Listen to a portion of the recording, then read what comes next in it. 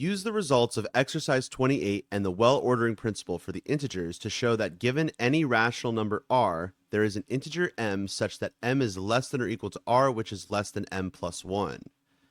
So we also have exercise 28 here for reference, which gives us 3 additional properties to assume. Now, out of all of these tools that we get to use for this proof, the central tool that we're going to be focusing on is the well-ordering principle. The well-ordering principle states that every non-empty subset of the natural numbers has a least element. Now, this proof is a little bit tricky because there are 2 possible cases for our rational number. We're going to first instantiate r. R is going to be a rational number. Now, we're going to break this up into 2 different cases. Either r is going to be greater than or equal to 0, or r is going to be negative. Now, the proof to both of these cases are going to be pretty much the same.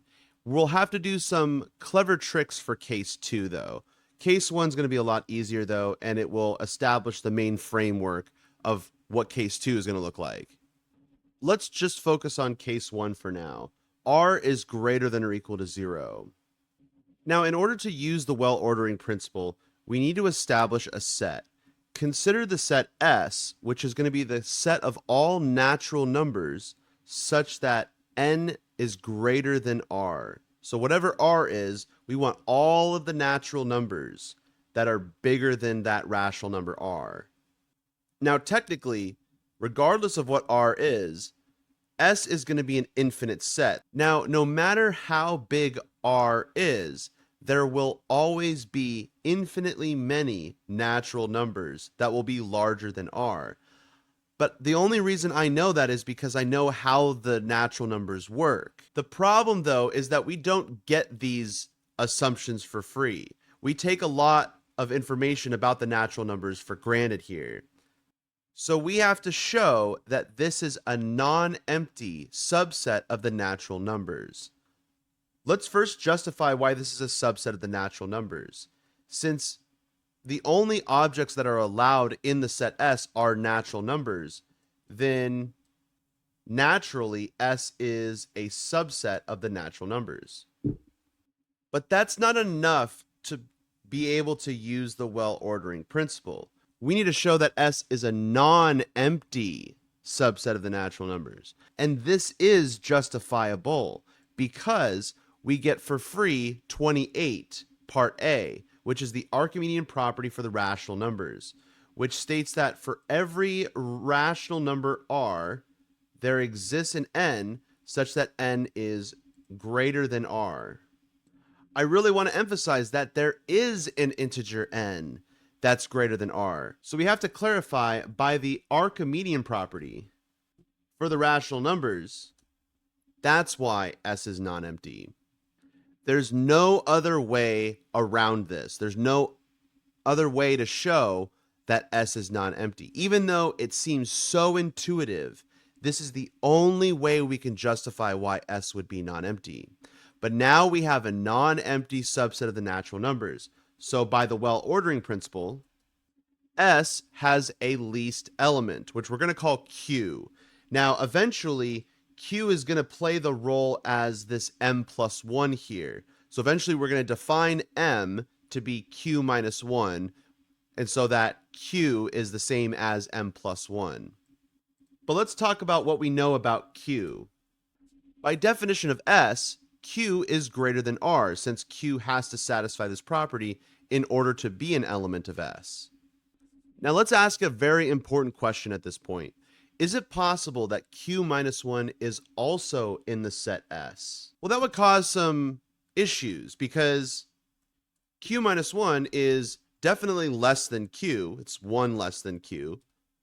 And so if q minus 1 is in S, then that means that q minus 1 is smaller than the smallest element in S. So no, it's not possible for q minus 1 to be in S, because then you have an element in S which is smaller than the smallest element in S. That's a contradiction. So now that we know that q minus 1 is not in S, we have to ask ourselves, what could be the reasons for why q minus 1 is not in S? Well, of course, there's the contradiction. But the reason why q minus 1 is not an S is either because q minus 1 doesn't satisfy this property, or because q minus 1 is not a natural number. Now, if q minus 1 is not in the set S, then there are two possible reasons. Either q minus 1 is not a natural number, or q minus 1 is less than or equal to n.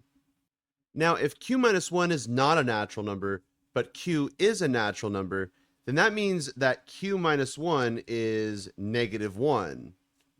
And that means q equals 0, meaning that 0 is the smallest element of this set. But this would be a problem because if q equals 0 and q is bigger than r, then that would mean that r is less than 0. And we're in case 1 right now, so we're also assuming that r is greater than or equal to 0, which is a contradiction. So since q minus 1 is not a natural number is impossible in this case, then that would mean that q minus 1 is less than or equal to n is the only alternative. So then we've proven that q minus 1 is less than or equal to n, which is less than q. And to get to our inequality, we can let m equal q minus 1, which then means that q is just m plus 1. And so we can rewrite this as m is less than or equal to n, which is less than m plus 1. So we've reached our conclusion in case 1. Now we need to consider case 2, which is going to be a little bit trickier. Case 2 is the possibility that r is a negative rational number. Now, since r is a negative rational number, and by 28 part B, we're given that for any rational number, the number negative r is also rational. We could say by 28b, negative r is also rational. And we can take this r is less than or equal to 0 and multiply by -1 on both sides. When you multiply an inequality by -1, you have to flip the inequality symbol. So negative r is greater than 0, which, by the way, also means that negative r is greater than or equal to 0. And we have that r is a rational number. And so essentially we have the same setup as case 1, but this time it's negative r instead of r that we're dealing with. And so I really want to emphasize that here we're going to do the same exact thing in case 1 using negative r instead of r. So consider the set S, which will be all of the natural numbers that are greater than negative r. Keep in mind that negative r is positive. Now, just like in case 1, S is naturally a subset of the natural numbers. Now, since negative r is a rational number, by the Archimedean property for the rational numbers, since negative r is a rational number by part B of number 28, then that means that S has a least element, which we're going to call Q. Now, just like in case 1, Q minus 1 cannot be in S, since that would create a contradiction. Then you would have an element q minus 1 that is smaller than the smallest element in S. That's a contradiction. So we have to ask ourselves, why is q minus 1 not in S? There are two possibilities. Either q minus 1 is not a natural number, or q minus 1 doesn't satisfy the property that it's bigger than negative r. Now, if q minus 1 is a natural number, then that would cause some problems. Now, there would be some problems if q minus 1 is not a natural number and q minus 1. Now, there'd be an issue if q minus 1 is not a natural number. And that would be because q is a natural number. Keep in mind, q is the smallest element in S, and S is a subset of the natural numbers, and so q is a natural number. But if q minus 1 is not a natural number, then that would mean q minus 1 is -1, and q is 0. That's the only way this is possible here, since they're consecutive numbers. But keep in mind that q is bigger than negative r, which means that negative r is less than 0. But that contradicts our assumption here that negative r is greater than 0. We can't have it both ways here. So that leads to a contradiction. And so this means that q minus 1 is less than or equal to negative r. But we also know that q is an element of S, which means q satisfies this property that it's bigger than negative r. And so that means negative r is less than q. Now, if we multiply both sides of this equation by negative 1, we have to flip all of the inequality symbols, which would mean that negative q minus 1 is greater than or equal to r, which is greater than q. So this means negative q plus 1.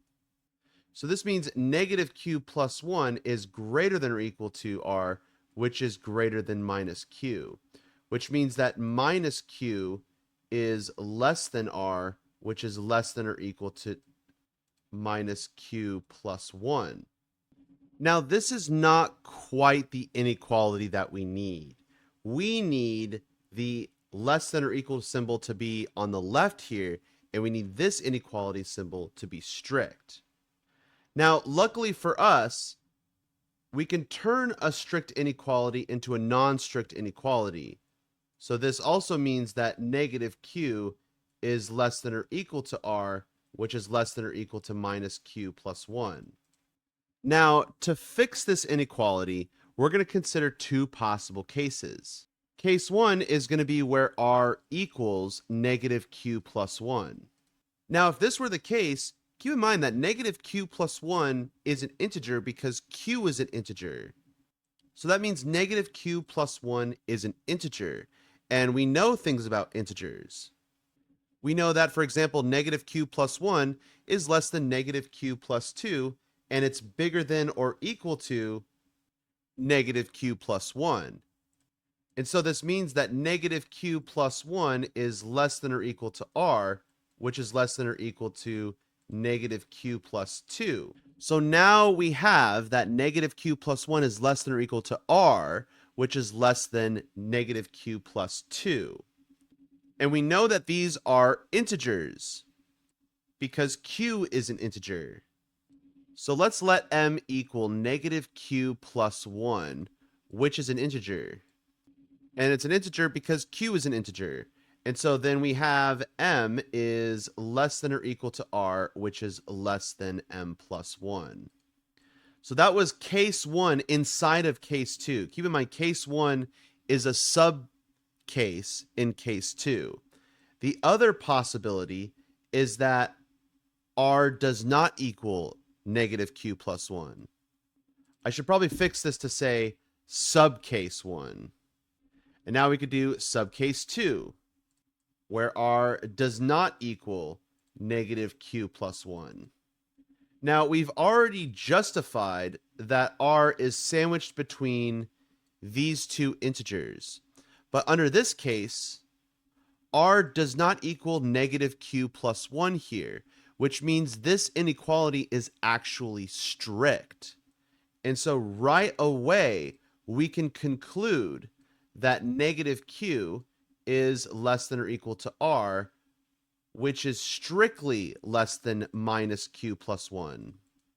And so here we're going to let m equal minus q. And so then m is an integer because q is an integer. And we have m is less than or equal to r, which is less than m plus 1. And so in either subcase, we reach the same conclusion, that m is less than or equal to r, which is less than m plus 1. We have to define m differently, but that's perfectly fine because we just need to find any integer that satisfies this special inequality. So in both subcases of case 2, we reach the same conclusion that m is less than or equal to n, which is, I realize now that this should be r, not q, because the conclusion that we want is that this is less than or equal to r, and that r is sandwiched here, not n. That was a typo. So then in either situation, R is sandwiched between the integers m and the integer m plus 1. And so in either case, R is sandwiched between m and m plus 1, which is the conclusion that we needed to reach. Thanks, everyone, and I'll see you in the next video.